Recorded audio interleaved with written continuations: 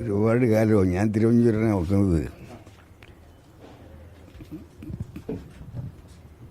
കോട്ടയം ബസേലിയസ് കോളേജിൽ നിരാഹാരം കിടന്ന ഞങ്ങൾക്കെല്ലാം തലവേദന ഉണ്ടാക്കിയെടുത്ത് തിരുവനന്തപുരം.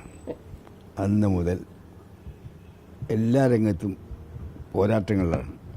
മറ്റു തിരുവനന്തപുരത്തിൻ്റെ പ്രത്യേകത ഏറ്റവും പ്രയാസമുള്ള മണ്ഡലങ്ങൾ സ്ഥാനാർത്ഥി അയക്കാനും ഓരോ ഇലക്ഷൻ കഴിയുന്നതോറും ഭൂരിപക്ഷം വർദ്ധിപ്പിച്ചുകൊണ്ടിരിക്കുകയാണ്. ഞാൻ ചോദിക്കാറുണ്ട് എങ്ങനെ സാധിക്കുന്നത്, അപ്പോഴും ചോദിക്കാറുണ്ട്. കോട്ടയത്ത് ഇത്തവണ മത്സരിച്ച എല്ലാ സ്ഥാനാർത്ഥികൾക്ക് കിട്ടിയതിൻ്റെ ഇരട്ടി വോട്ടാണ് തേജൂര് കിട്ടിയത്.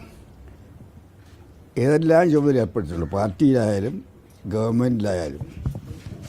അപ്പം ഞാൻ എൻ്റെ ഗവൺമെൻറ് കാലത്ത് ഏറ്റവും സംഘർഷപൂരിതമായ കാലത്ത്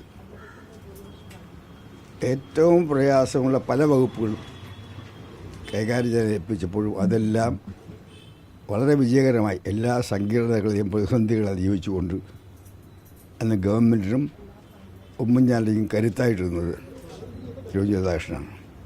ഞാൻ പറഞ്ഞു, കേരളവും ഇന്ത്യയും കണ്ട ഏറ്റവും നല്ല മാതൃകാ സ്പീക്കർമാരായി ഒരാളായിട്ട് മാറട്ടെ. പണ്ട് സ്പീക്കർ സ്ഥാനം അസംബ്ലിക്കകത്ത് മാത്രമായിരുന്നു. ഇന്ന് ഇന്ത്യയിലും കേരളത്തിലും സ്പീക്കർ ജനകീയന്മാരായി മാറിക്കൊണ്ടിരിക്കുകയാണ്.